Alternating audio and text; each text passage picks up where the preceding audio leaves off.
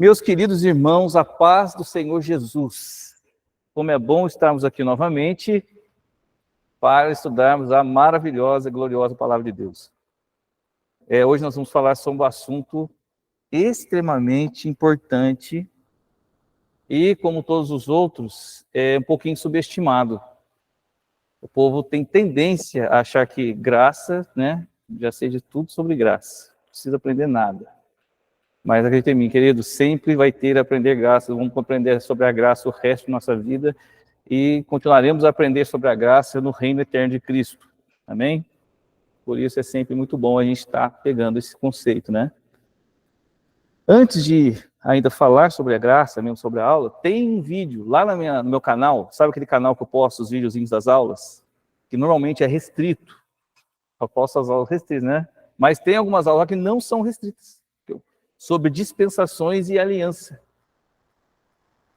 E uma das dispensações é a graça, e eu pego desde o comecinho mesmo, desde a dispensação da inocência, consciência, e por aí vai, e chega na graça, é uma sequência legal. Eu aconselho a assistirem às aulas.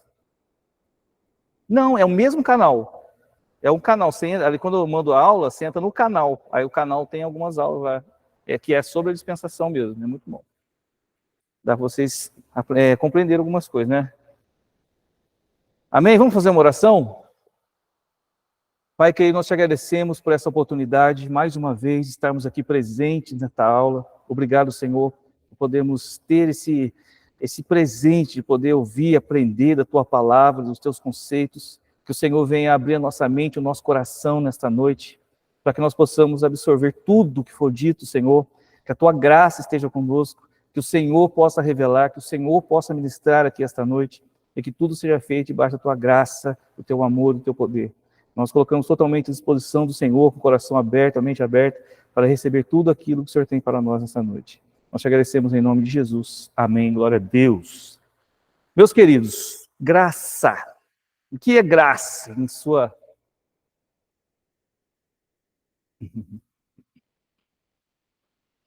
Passou? Graça. Bom, graça é uma dispensação. O que é uma dispensação? Dispensação é um tempo, né? É uma forma que Deus trabalhou ou trabalha com o homem em determinados períodos da fase da história do homem, certo? É uma dispensação. Nós tivemos dispensação da inocência, que o homem não tinha, era inocente, ele não conhecia o pecado, não conhecia o bem e o mal ainda, era totalmente dependente de Deus. Depois tivemos a dispensação da consciência, que o homem passou a ter consciência do bem e do mal. Aí depois, governo humano, patriarcal, a dispensação da lei, e logo após a dispensação da lei, nós tivemos e estamos até hoje na dispensação da graça. Haverá uma outra dispensação depois da graça, que é a dispensação do milênio, certo? Neste momento estamos vivendo a dispensação da graça. Então é uma forma que Deus trata a humanidade, né? Como que Deus se revela à humanidade, como que Deus trabalha com a humanidade, né? Tudo teve uma sequência, né? Para que hoje nós tivemos nesta condição. A graça aqui, nesse contexto, a gente vai falar, né? Aqui a palavra hebraica traduzida por graça é rein, né? Daqui falando que pronuncia-se Cain, mas na verdade eu ouvi o cara falando rein. O negócio rein, é difícil falar. Mas tem sido definido como favor, graça, aceitação, favor imerecido ou consideração aos olhos de Deus, né? Então, quando falamos de graça, o próprio termo da palavra já fala. É um favor totalmente, completamente imerecido que nós recebemos do Criador. Ou seja, é algo que Ele nos deu, que não foi conquistado por nós. Amém? Nós não lutamos para conquistar isso, não é uma coisa que a gente conseguiu com as nossas forças, é algo que foi dado a nós. Não por merecimento, por nada, por pura graça. Deus, Ele olhou, amou e decidiu entregar uma coisa para a humanidade. Uma coisa o quê? Meu Deus, né? A própria salvação, reconexão a Ele. Aprofundando um pouco mais o termo Cain, vem do verbo hebraico Hanan. A raiz dessa palavra adiciona uma camada mais panorâmica.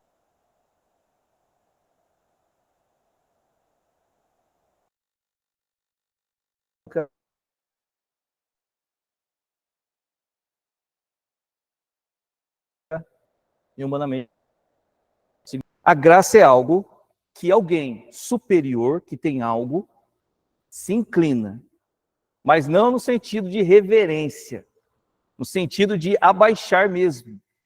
Então é um ser superior, profundamente poderoso, com todo o poder na mão, no caso do nosso Deus, certo? Ele se inclinou, ele abaixou. A graça tem esse significado na palavra. Ele se inclinou, abaixou para nos entregar, nos agraciar, nos dar algo. Certo? Então foi uma decisão do próprio Deus de entregar à humanidade algo que nós absolutamente não merecíamos. Você for ver a aula lá sobre o povo antediluviano, eu sempre falo deles aqui porque é realmente impressionante. Você lê um texto assim, não tinha nenhum pensamento bom, gente. Sabe, de vez em quando você pensa em alguma coisa boa, aquele povo não tinha. A princípio, né, quando se fala que Deus entregando, inclinando-se, trazendo algo, alguém inferior, um ser inferior, que no caso somos quem? Nós mesmos. Certo? Vamos lá. No Novo Testamento, a palavra grega, geralmente traduzida como graça, é charis, né? Por exemplo, charis. Ela é definida como graça, aquilo que causa concedida ou desejada. Então, no Novo Testamento, também existe esse conceito de graça como gratidão, né? E com a alegria de receber algo, digamos assim, muito bom, sem que a gente mereça. Quando eu falo mereça, querido, é realmente, porque o que é a graça, na sua, assim, no seu conceito melhor, é a reconexão com o próprio Criador. Então não é, nós já falamos sobre isso uma vez. Salvação não tem nada a ver com não ir para o inferno. Salvação tem a ver com reconexão do espírito do homem a Deus. É uma reconexão à origem do homem a Deus. Então, essa reconexão que foi nos dada de graça através de um sacrifício. Com essa conexão, você volta a ser a sua essência original espiritual, reconectada ao céu, se torna outra vez o que você era antes, um sacerdote que conecta o céu à terra. Então você volta à sua condição anterior da criação, da origem, do princípio.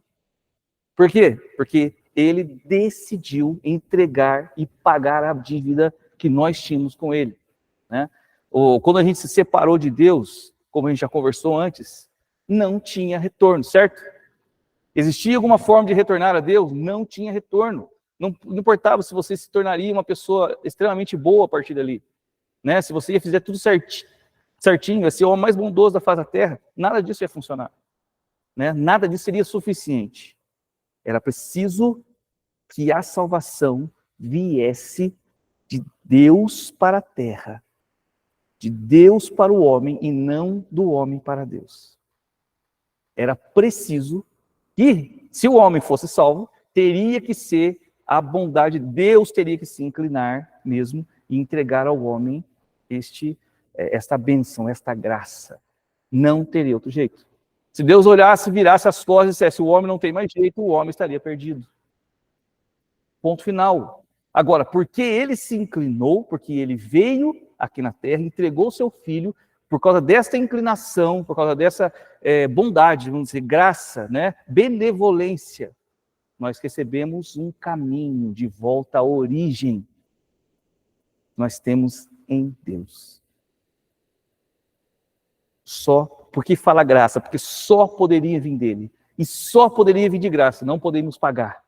Ele pagou por nós, amém? Aqui, ó, um favor prestado sem expectativa de retorno.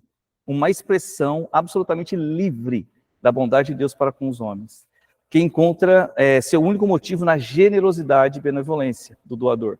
Favor que não foi ganho nem merecido. Então, favor prestado sem expectativa de retorno. O que o homem, quando a gente fala graça, é graça mesmo.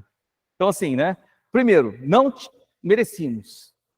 Estávamos condenados. Nosso único destino era inferno. Ponto final. Esse era o destino, certo? Não merecíamos. Segundo, não tínhamos nada para dar em troca. Nada para dar em troca. Então, assim, nós simplesmente estávamos totalmente de mãos atadas, queridos. Nós não merecíamos a graça e não tinha nada para dar em troca. Então, é a benevolência de alguém que vem entregar algo que você não merece e você não pode retribuir. De jeito nenhum. Como você vai retribuir? Sendo perfeito? Você não pode ser perfeito. Na condição que você está agora, você não pode ser perfeito. Vai retribuir como? Adoração a Deus? Deus é autossuficiente, ele não precisa de adoração. Nós que precisamos adorá-lo. Então dizer, Deus salvou o homem por quê? Porque ele precisa da adoração do homem? Não precisa. Não precisa. Ou seja, ele é autossuficiente nele mesmo, ele já é completo, pleno nele mesmo. Ele não precisa de adoração dos anjos, dos homens, não. Nós o adoramos. Nós precisamos dessa conexão. Ele veio e entregou algo de graça, porque nós precisávamos, mas não merecíamos e não tinha nada para dar de troca. Compreende sua condição, queridão? Aí vem a pergunta, por que Deus fez isso?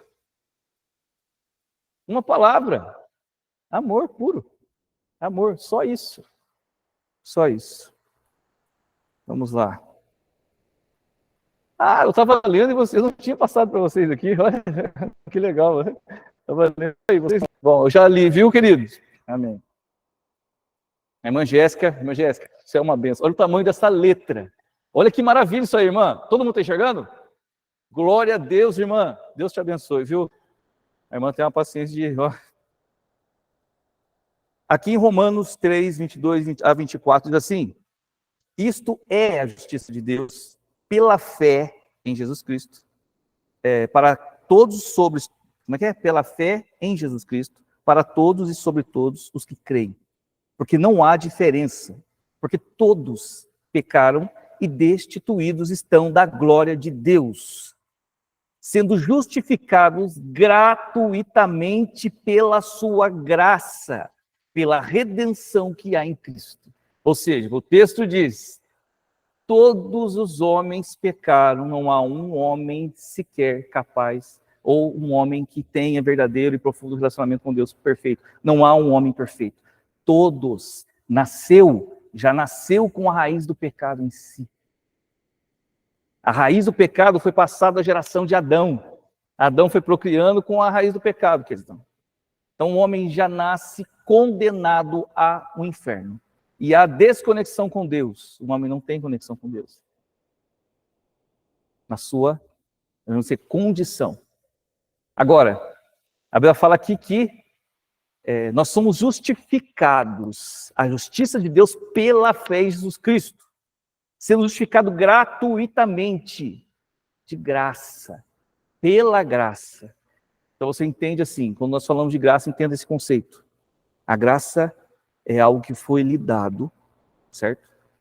E só poderia ter vindo de Deus. A sua salvação não poderia ter vindo de outra maneira. Você não poderia fazer nada, você não poderia dar nada, você não poderia entregar nada, nada te faria voltar à presença de Deus. Porque você se separou e Deus não se une com o pecado. Uma vez que você pecou, se separou de Deus, você está condenado a estar separado de Deus. Deus é a fonte da vida e a essência de tudo. A Bíblia fala assim que tudo foi feito por Ele e nada do que se fez se faria se não fosse por Ele. Então ele é a conexão de tudo, ele é a essência, ele é a fonte da existência. Quando você pecou, você se desconectou de Deus. O seu espírito, o seu corpo, tudo, você está fora da essência. Fora da essência, você está fora da fonte da vida. Não há caminho. A graça é algo que só poderia vir do céu para você. A única chance que você tinha era se de Deus viesse o socorro. Era se de Deus viesse a redenção. Era o único jeito.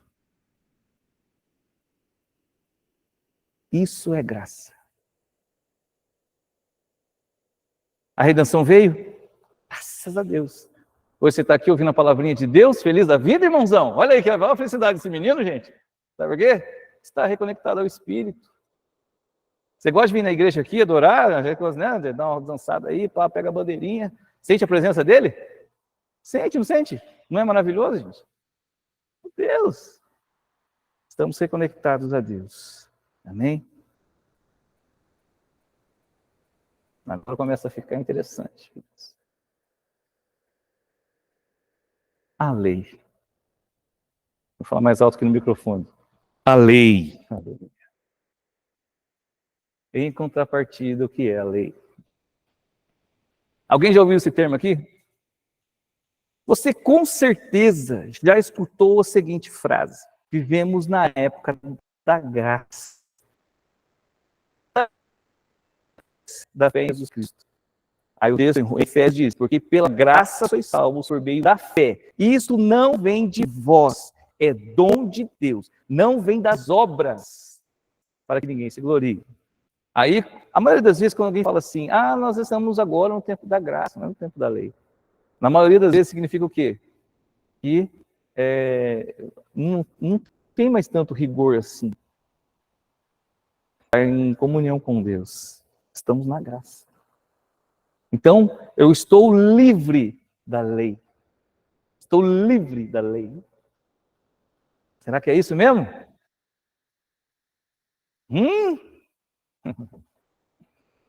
Sempre foi uma discussão esse negócio da lei e da graça, gente. Até hoje nós temos esse probleminha. Agora vem as perguntinhas, gente. Será que estamos isentos de cumprir a lei? O que vocês acham? Sinceridade. Temos que cumprir a lei, porque senão somos perdidos? Ih, rapaz, O que vale o coração? Deus sonda o coração. Mas se eu deixar de cumprir a lei, eu sou salvo? Ou sou perdido? Vocês entendem por que é preciso? Meu Deus, olha meu filho fazendo essas coisas comigo. Vocês entendem por que é preciso a gente pensar e repensar sobre esses assuntos? Será que se eu não cumprir a lei, os 10 mandamentos que está escrito lá no Antigo Testamento, em Êxodo, será que se eu não cumprir aquilo lá, eu sou salvo? Ou estou perdido? Ué, mas eu não vivo na graça? O que é graça, então? Não é favor merecido, sem obras? A Bíblia fala, eu sou salvo pelas obras, pela fé em Cristo. Isso não vem de mim, vem de Deus. Não é pelas obras, mas é pela fé. Se é pela fé, eu só preciso crer, e aí eu posso fazer o que eu quiser? Não faz sentido, né? O negócio não bate, cara. Nem tudo me convém, cara. E aí? Será que eu posso me envolver? Não pode. Digamos assim, abolir a lei. Porque a lei é a expressão da vontade. Vocês lembram como é que foi entregue a lei a Moisés? Está em, acho que é Êxodo 23. Meu amigo, leia lá. Monte Sinai fumegante, tremendo. Nuvens do céu, o povo ouvia a voz de Deus. O povo morria de medo daquilo ali. Por quê? Porque era um negócio estrondoso, a presença física de Deus em cima daquele monte. Nuvens, relâmpagos e voz, e um monte tremendo, e aquela coisa, o povo ali apavorado. Tudo isso para quê? Deus mandou Moisés subir para entregar as tábuas da lei, que ele mesmo escreveu na pedra. Isso é abolível? Claro que não, cara. O próprio Deus fez isso. Ou seja, a lei é uma expressão da vontade de Deus. Ele é uma revelação do próprio Deus para o homem. A lei é algo legítimo e veio do céu. Então, Paulo fala assim, a lei é espiritual, mas eu sou carnal, vendido sob o pecado. Ou seja, ele reconhece, e em Romanos, Paulo trata disso. Ele reconhece a importância. O que é a lei? A lei é a palavra de Deus, é a revelação do próprio Deus, escrita pelo próprio Deus. Então, não podemos dizer a lei não é capaz de te salvar. Você não é capaz de cumprir a lei com perfeição.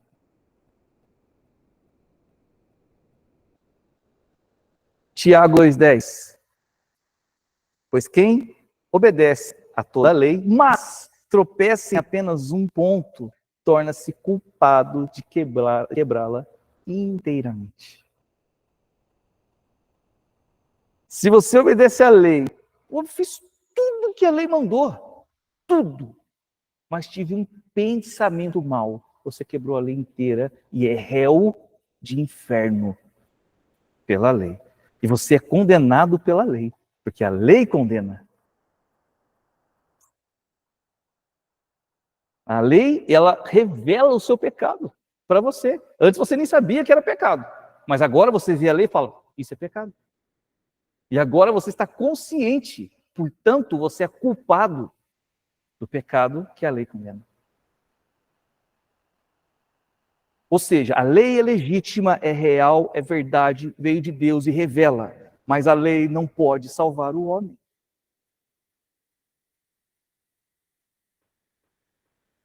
Sabendo que para o homem é impossível guardar com perfeição as 613 leis do Antigo Testamento, e levando em consideração o texto de Tiago 2,10, sabemos que a lei não pode nos salvar, querido. A lei ela veio como uma expressão, como uma revelação, e ela veio com um propósito direto. Amém? Por isso que nós hoje estudamos o Pentateuco, né? Nós lemos o livro de Gênesis? Lemos. Êxodo, Levítico. Já viu Levítico? Meu Deus! Deuteronômio é repetição da lei. Certo? Ela é válida para nós, mas tem um outro princípio. Vamos lá. Será que Deus resolveu o problema do homem imperfeito e salvou o homem pela graça, mesmo estando em pecado? Agora vamos lá. São perguntas que nós temos que entender. Então o homem é salvo pela graça, mesmo estando em pecado? Se não é a lei que me salva, então mesmo que o homem esteja em pecado, ele é salvo pela graça, se ele crer. O que é salvação? Reconexão. A resposta para todas essas perguntas é não. Deus não tolera pecado, porque o pecado é oposto a Deus. Ele faz oposição, ele contraria Deus na sua essência, na sua palavra, na sua justiça. Quando você peca, você está se rebelando contra o Criador de tudo. Então Deus não tolera pecado. Ele não convive com o pecado. Não pode. Mas tem uma questão. Deus não tolera o pecado, mas ele ama o homem. Isso sim é o triunfo. Meu Deus do céu. Só que o homem é pecador. Olha só quantas condições nós precisamos compreender, querido. A graça é salvação. Salvação é reconexão à fonte da vida do próprio Deus. Então, assim, em que condição nós estamos hoje, cara? Eu sou salvo, não sou salvo? Eu não cumpro a lei inteira. Mas e a graça? Pai, mas se eu estou na graça, eu preciso viver a lei. Mas a lei não é a palavra de Deus. O que eu faço, irmão? Pelo amor de Deus, se eu tivesse cabelo, eu começaria a arrancá-los. Agora preste atenção, querido, isso aqui. Vamos lá. Nós vamos chegar a respostas, hein? Estou fazendo muitas perguntas, estou dando nenhuma resposta. Estou vendo a carinha de vocês. E aí? E aí? E aí? E aí? E aí? Pô, quer falar alguma coisa aí que me deixe sair daqui com o coração tranquilo? A questão é, o homem imperfeito não pode cumprir a lei com perfeição. Mas o homem reconectado a Deus gera frutos dessa conexão. De forma que cumprir a lei não é mais quesito para a salvação, mas indício de uma comunhão. Vou explicar. O homem perfeito não cumpre a lei de Deus na carne, certo? Você é carnal. Isso, a carne é cheia de vontade, você cumpre as vontades da carne. Se for se levar pelo seu corpo, vai longe. Chega longe do Espírito em você. Então esse resultado começa a transformar a sua mente, seu entendimento, seus conceitos, suas vontades. Você começa a se inclinar para as coisas santas e espirituais. Então, quanto mais você anda com o Espírito, busca o Espírito, aprende sobre o Espírito, mais você se torna Espírito e menos carnal. E assim, andar na lei não é mais condição, mas é um indício. Isso prova que você está com Deus, porque você está sendo transformado por Ele. Então agora eu não tenho que cumprir a lei. A lei está em mim, pela presença do próprio Deus. E eu passo a andar inclinado para ela. Como sempre, o segredo está na comunhão com Deus. Como é que você desenvolve a perfeição do amor? Buscando a Deus. Como é que você desenvolve a sua fé e ela vai amadurecendo? Buscando a Deus. Como antigamente, não roubarás, não matarás. Então você de fora, vendo a lei. Se você roubar, tem punição. Se você adulterar, tem punição. Está na lei. Está exterior. Agora, a presença de Deus em você gera o amor. E por causa do amor, você não rouba. Por causa do amor, você não idolatra outros deuses. Você entende a condição? Então, a lei não está mais exterior, mas na transformação que Deus está gerando em você. Aqui no texto fala, em Mateus 5,17, Jesus falando, não pense que eu vim abolir a lei de Moisés. Até porque, como eu disse, olha o jeito que a lei foi entregue pelo próprio Deus, pelas mãos de Deus. Então Jesus dizendo, eu não vim abolir a lei. Isso não é um papel, abolir a lei. Ou os escritos dos profetas. Vim cumpri-los. Eu lhe digo a verdade, enquanto o céu e a terra existirem, nem a menor letra, o menor traço da lei desaparecerá, até que todas as coisas se cumpram. Então, essa base desse negócio de a lei não vale mais é mentira. Só que a lei não me condena mais. E a lei não me salva. A presença de Deus me transforma. E eu me torno uma pessoa espiritual inclinado a obedecer a lei. É muito a lei de Moisés na terra. A lei de Moisés, as cerimoniais, todos aqueles rituais que se fazia, tudo aquilo é lei, tá? Tudo. Tudo fala de Cristo. Tudo fala de Cristo. Quando Cristo fala assim, eu não vim abolir, eu vim cumprir. Ou seja, eu sou o próprio cumprimento da lei. Então, tudo que a lei falava apontava para Cristo. Jesus veio, ou seja, a lei se cumpriu em Cristo. Tudo que os profetas falavam, falava de quem? De Cristo. Então, quando Jesus veio, ele cumpriu as profecias.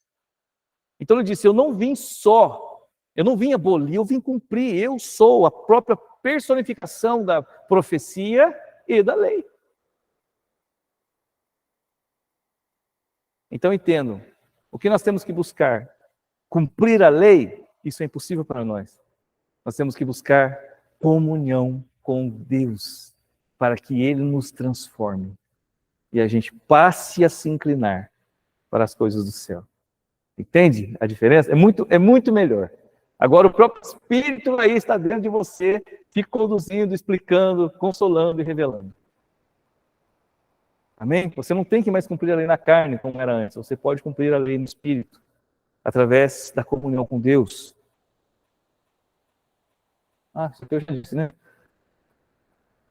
Claro que Jesus não apenas obedeceu toda a lei com perfeição, né? Não pecou, mas ele é o próprio cumprimento da lei e as profecias, pois ambas falam sobre Cristo. A obra de Deus em nós é aperfeiçoar o amor, sendo o amor a essência de Deus. Então, o cumprimento da lei é o amor. Então, assim, voltar à essência, nós falamos disso no aula passada, né? A essência de Deus é amor, certo? Nós somos criados nesta essência, o amor. Hoje, nós estamos imperfeitos, estamos estragados. O amor em nós é imperfeito por causa do pecado. Então Deus está trabalhando em nós para que o amor seja aperfeiçoado. No caso, no final de tudo, por que o cumprimento da lei é o amor? Porque ao cumprir, ao ser transformado, né? Conforme você é transformado, quando você chegar à perfeição, que só será quando o nosso Cristo maravilhoso voltar e transformar o nosso corpo em glorificado, neste momento, você será perfeito em amor e cumprirá toda a lei. Por causa e amar o próximo como a ti mesmo. A lei foi resumida em amor. Aqui em Romanos, olha que interessante. Romanos 13, de 8 a 10, diz assim: a ninguém devais coisa alguma, a não ser o quê? O amor, com que vos ameis uns aos outros. Porque quem ama uns aos outros cumpriu a lei com efeito. Não adulterarás, não matarás, não furtarás, não darás falso testemunho, não cobiçarás. E se há algum outro mandamento, tudo nesta palavra se resume: amarás o teu próximo como a ti mesmo. O amor não faz o mal ao próximo, de sorte que o cumprimento da lei é o amor. Ou seja, o cumprimento da lei por quê? Você foi transformado e a sua mente está conectada à mente de Deus, o seu coração está conectado ao coração de Deus, o seu ser espiritual está conectado a Deus. Tudo isso gera frutos em você e você então começa a aperfeiçoar o amor, a essência real. Então você age por amor, não por obrigação da lei, mas porque você está sendo transformado. Então, no final das contas, é a comunhão que você tem que buscar. É a comunhão. Aí você vai partir para a lei, você vai passar a amar a lei, não mais ter medo da lei. A lei vai fazer sentido para você. Por quê? Porque agora você está em uma outra conexão. Sua conexão não é mais a sua carne, sua conexão é o próprio Deus. Então você vai ler a lei e vai dizer, isso é lindo, você passa a amar a lei. Se você for ler Salmo 119, você vai ver um monte de salmista lá, né? É o mais longo, né? Salmo 119 é imenso. Você vai ver lá, tudo fala sobre a palavra de Deus. Ao amor que as pessoas têm à palavra de Deus. Por quê? Por causa disso. Quanto mais ela vai se revelando, Deus vai revelando, você vai amando e vai cumprindo. Amém? Entendeu a diferença? Na graça, a presença de Deus está em você. Quando era a dispensação da lei, antes da graça, antes de Cristo, antes de tudo isso, o que acontece? Eles não tinham comunhão com o Espírito. Essa presença que hoje nós sentimos, que nós somos inclinados, essa presença que se revela a nós, não existia. Os homens eram pura carne. E Deus vai lá e coloca uma lei sobre eles, que eles tinham que obedecer. Então eles olhavam a lei e tinham que obedecer. Mas a nossa condição hoje é completamente diferente. Hoje o Espírito está em nós. Portanto, a lei foi escrita em nossos corações. Essa é a diferença, a presença de Deus. Beleza. Pessoal, olha só. Se tiverem dúvida, se algo ainda ficou estranho, por favor, não deixe passar em branco, amém? Pergunte. Silvão, não entendi nada. Hã? Nossa, pelo amor de Deus, cara, volta tudo aí que não deu. Não tem problema. Este é o princípio. A graça é algo que precisamos compreender com perfeição. Antes da época da lei e agora na época da graça. Vamos pensar sobre a lei. Queridos, vamos pensar sobre a lei. Vamos pensar sobre a lei. O que é a lei? Vocês já pensaram sobre isso? O que é absolutamente a lei? Já acabamos de falar sobre isso aqui. A lei é uma expressão, é a ordem de Deus que revela a vontade de Deus, revela a essência de Deus, revela os princípios de Deus. Ele é algo verdadeiro, real, legítimo do céu, completamente. Então a lei é a palavra de Deus que Deus entregou a um povo. Se você lê a lei, você vai entender, sim, como que é a justiça de Deus, como é a palavra de Deus, como é a verdade de Deus. A própria revelação de Deus. Quem que eu digo que falou comigo? Eu sou. Diga, eu sou, falou com você. Então você vê que Deus, Adonai, Elohim, né? Todas essas palavras, elas expressam quem Deus é.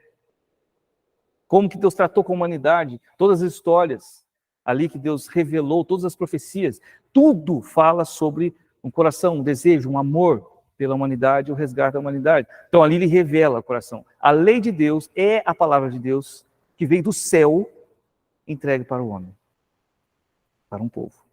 A lei é a declaração da vontade de Deus, a revelação da verdade do reino eterno. A lei é isso. Existe alguma outra coisa que nós possamos tirar ou pegar e dizer isso é a revelação do céu ou da vontade de Deus? Não. Palavra. Existem homens que têm revelações e escrevem livros. Então você pode pegar esse livro e declarar que aquilo é a verdade absoluta, pura e verdadeira? Nem sempre. A não ser que esteja totalmente batendo com o que está escrito na palavra de Deus, na Bíblia.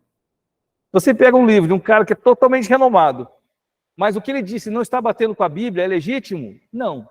Só o que é legítimo é o que está escrito na lei, na palavra. É ali que você tira o parâmetro, se é verdade ou não é. Então a lei é a profundidade, é a realidade, é onde você vai tirar a verdade do reino dos céus. A lei é o Torá, que no hebraico significa ensino. Admite uma tripla divisão. Torá, lei, no caso no hebraico é Torá. Torá é ensino. Ensinar. Ensinar. Ensinar o quê? Ensinar a vontade de Deus. E ela fala sobre o seguinte. Fala sobre lei moral. Se você for pegar a Bíblia lá, lei moral, que trata das regras de um santo viver. Ou seja, né? E ali em Êxodo 20, de 1 a 17, você vai ver que Deus fala com o povo como eles devem viver a santidade, fala sobre os mandamentos, né? E tudo aquilo que o povo deveria fazer, tirar, né? Como que deveriam agir na questão de santidade.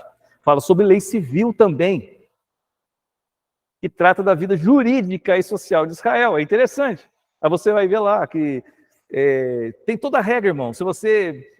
Quando você compra, quando você vende, a lei do nazireado, a lei das terras, tem o jubileu, e várias leis que faziam ali a vida social do povo. Se um animal cair no buraco e morrer, ou seja, ou se algum animal vir e bater em outro animal e ele morrer, tudo tem um princípio, tudo tem na lei. Então eles estavam completamente cobertos em toda a questão social, civil. Se um homem matar o outro homem, mas foi sem querer, ele vai para a cidade de refúgio, para fugir do vingador de sangue. Agora, se foi por querer, o vingador de sangue pode ir atrás dele, ou seja, tinha todo um princípio civil mesmo nessa condição da lei, né? Então você vê que pegou, você vai ver em Êxodo 21. Deus, ele tratou com o povo, e era um povo específico.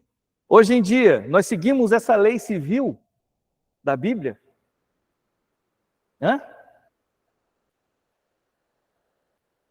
Não.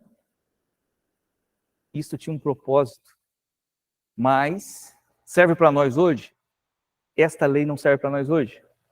Mas através desta lei nós também conhecemos como é o coração de Deus. É isso que é a questão. Então, assim, eu tenho que obedecer isso? Será que eu tenho uma cidade de refúgio para fugir? Estou lá trabalhando no chão lá, de repente solto a minha enxada, a enxada voa na cabeça de um candango, pronto, matou o candango. Eu vou dizer, não, segundo a lei bíblica, eu posso ir para a cidade de refúgio, porque lá eu vou fugir de vingador de sangue. Isso vai funcionar aqui em Guaratinguetá, Brasil e tudo mais? Não vai, querido, não vai funcionar. Eu vou a julgamento, vou não sei o quê, vou lá, vamos dizer se eu sou condenado ou não, perguntar se eu tinha alguma coisa contra o menino. Vai correr a lei civil que a gente tem aqui. Ou seja, a lei, ela também veio para uma condição civil. Serve para a igreja hoje? Vai pensando aí. Tinha lei cerimonial. Lei cerimonial que trata de forma e ritual de adoração ao Senhor por Israel. Sacrifícios, ofertas, festas e dias santos. Já ouviu falar nas festas? Daqui a pouco tem tabernáculo, tem a festa de Pentecoste, a Páscoa, os sacrifícios.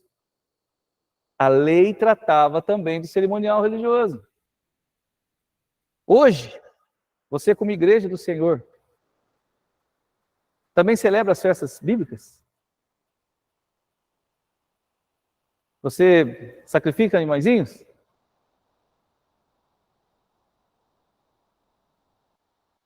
Não, né?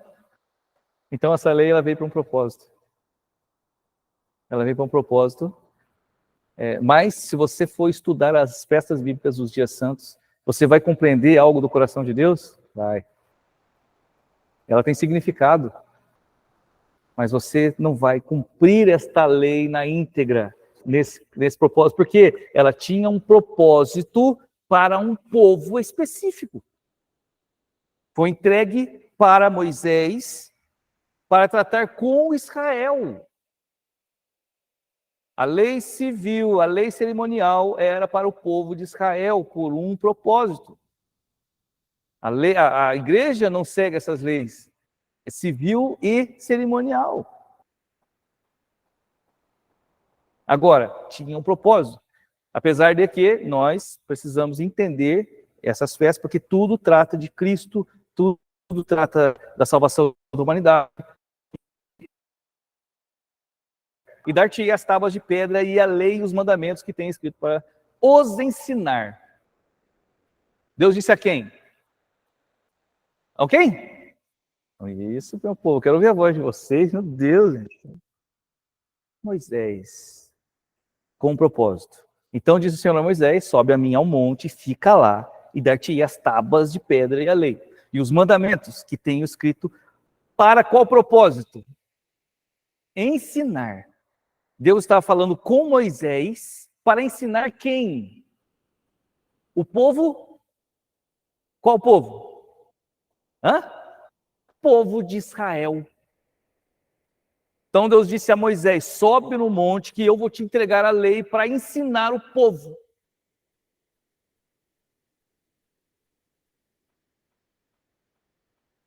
Vamos seguir aqui na sequência. A lei foi dada para todos os povos?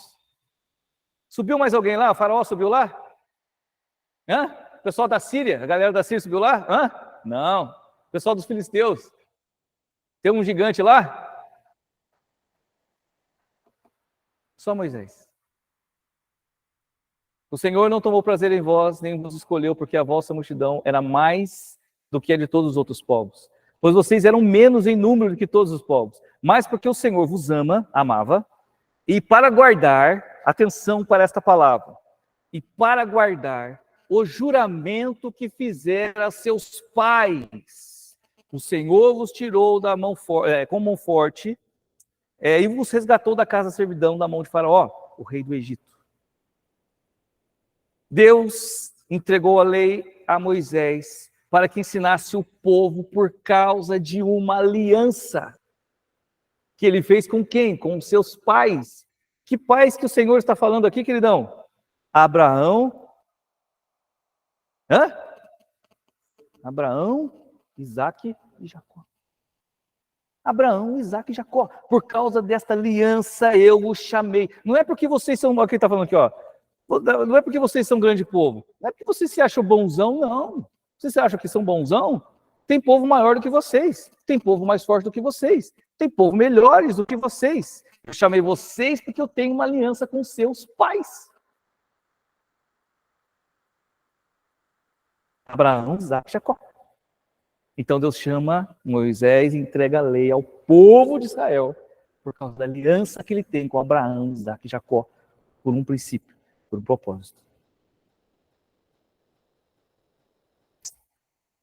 No outro texto, em Êxodo, fala assim, guarde fazer aliança com os moradores da terra, aonde has de entrar, para que não sejas por lá por meio de ti. Deixa eu ver uma coisinha aqui.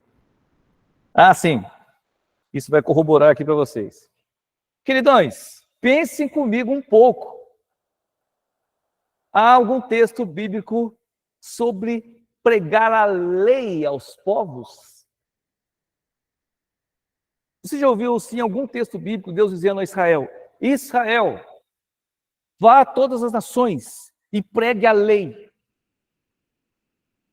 Já? Vamos voltar aqui. Opa. Guarda-te de fazer aliança com os moradores da terra.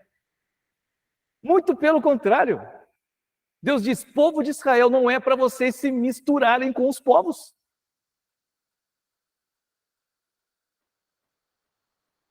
Agora pensem comigo aqui, a lei de Moisés foi entregue a um povo por causa de uma aliança. Deus diz, Moisés, não é para misturar com os outros povos. Para quem foi dado especificamente esta lei nessas condições? Povo de Israel. Cerimoniais, vida social, vida moral, tudo para o povo seguir e se separar das outras nações. Deus estava protegendo, guardando uma nação com a lei, para que desta nação viesse o Messias. E a partir do Messias, a salvação a todos os povos.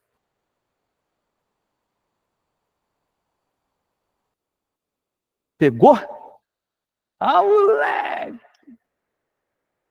Tem um propósito, queridos.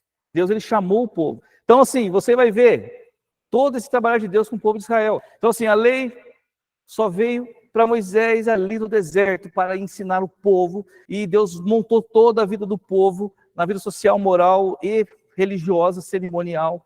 Ele tratou com Israel, mandou que se separasse. Os textos falam assim, não pegue as filhas dele para se casar, nem dê suas filhas para se casar, separem-se, fechem-se como um povo, não deixa nada de outros povos entrarem.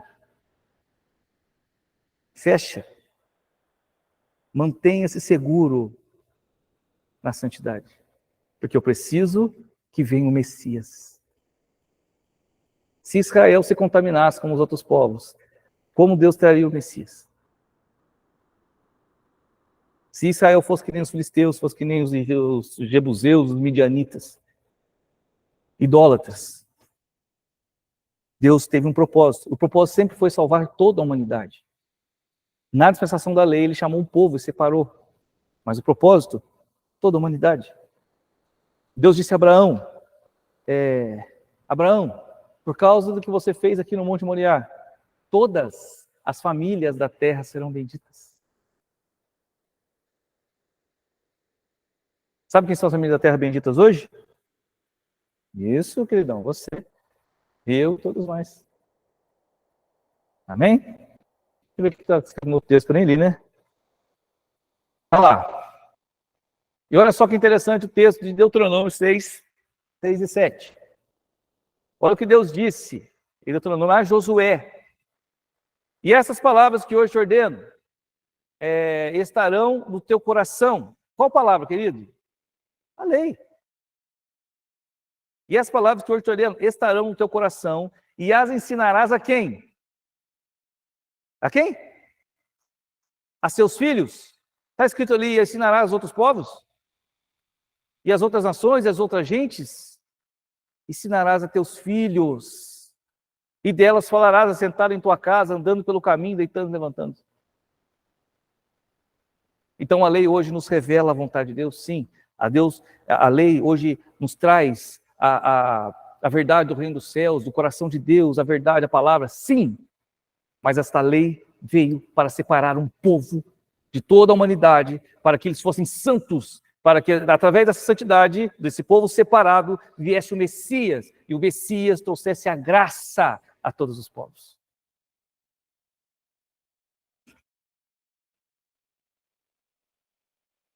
Olha que interessante. Responda essa pergunta para mim.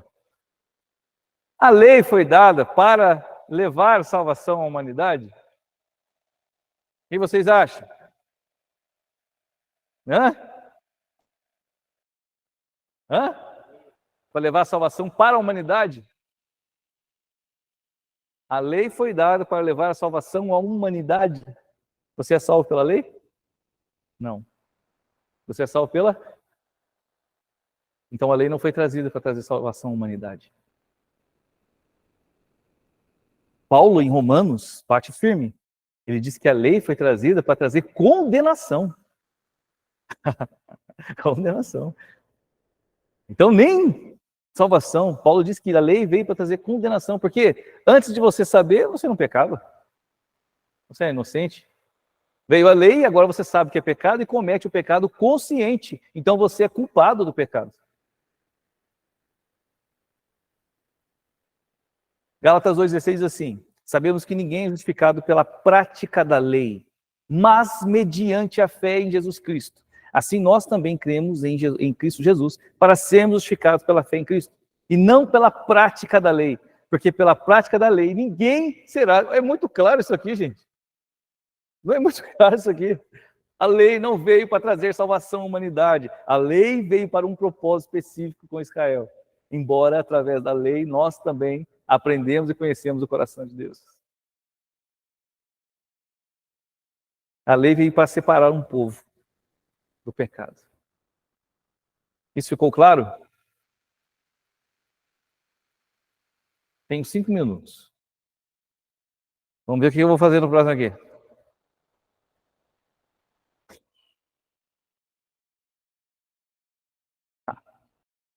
Sobre Deus e sua vontade, porém veio para Israel em forma de mandamento exterior, para os separar dos povos e mantê-los santos, para que através desse povo viesse o Messias.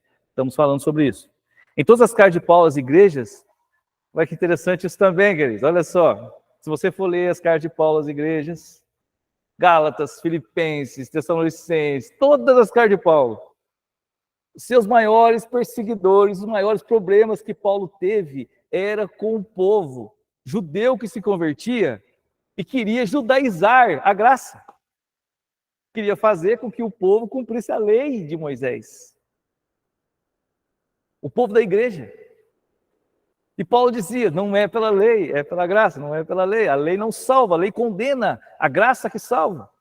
E Paulo, se você for ler a carta de Gálatas, Romanos, é só essa palavra. É só essa palavra. Em Atos 15, nós vemos o primeiro concílio da igreja. Eu vou falar em concílio, reunião de um grupo de pessoas, né, líderes da igreja, para resolver uma questão. Essa questão da lei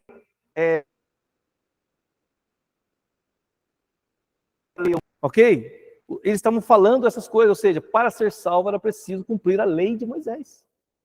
E isso era a maior pedra no sapato na vida de Paulo. Por quê? Porque a igreja não tem que cumprir a lei de Moisés para ser salvo.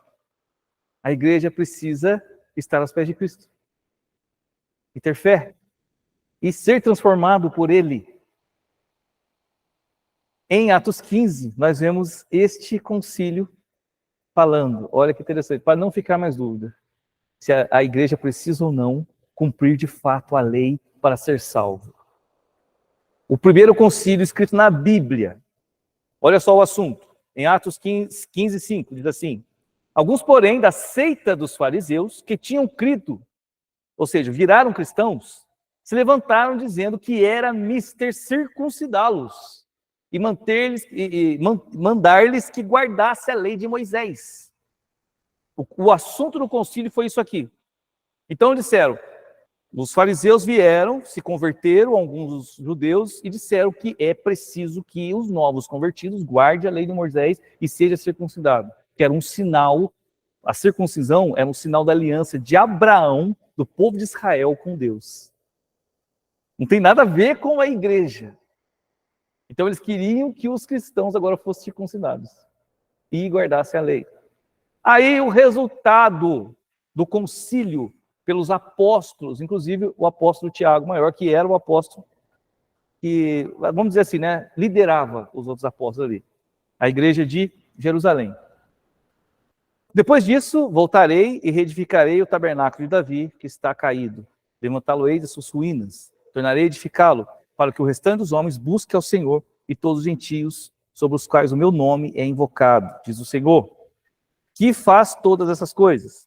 Conhecido são a Deus, desde o princípio do mundo, todas as suas obras. Por isso, agora presta atenção. Então aqui está dizendo, né, que Deus restauraria a palavra e que levaria a palavra aos gentios. Todos os gentios entrariam nessa salvação e nessa graça. É isso que a palavra diz aqui até agora. Aí no 19 ele diz, por isso julgo que não se deve perturbar aqueles dentre os gentios, ou seja, que não são judeus, que se convertem a Deus, mas escreve-lhes que abstenham das contaminações dos ídolos, da fornicação e o que é sufocado com sangue. Então, qual foi o resultado do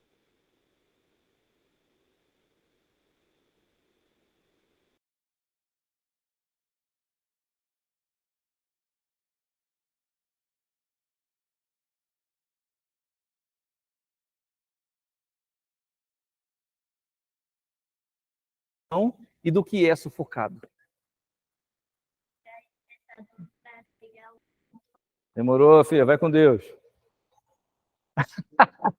Amém. Ou seja, no final das contas, o concílio fechou e disse: a igreja não tem que guardar a lei de Moisés.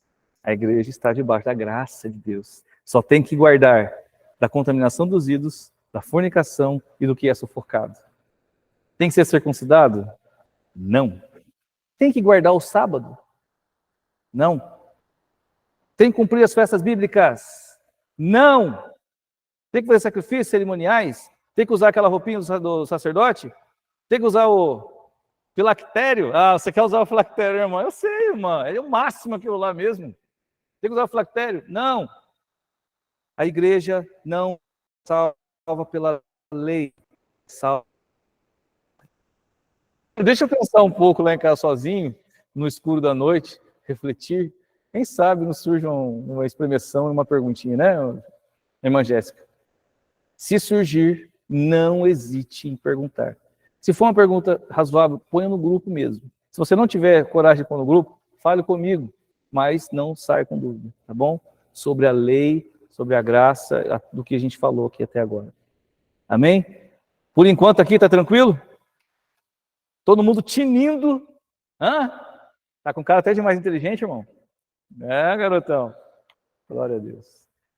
Amém, meus queridos? Vocês aí têm alguma pergunta para mim? Vocês que estão online? Vou falar com o povo online aqui agora, galera.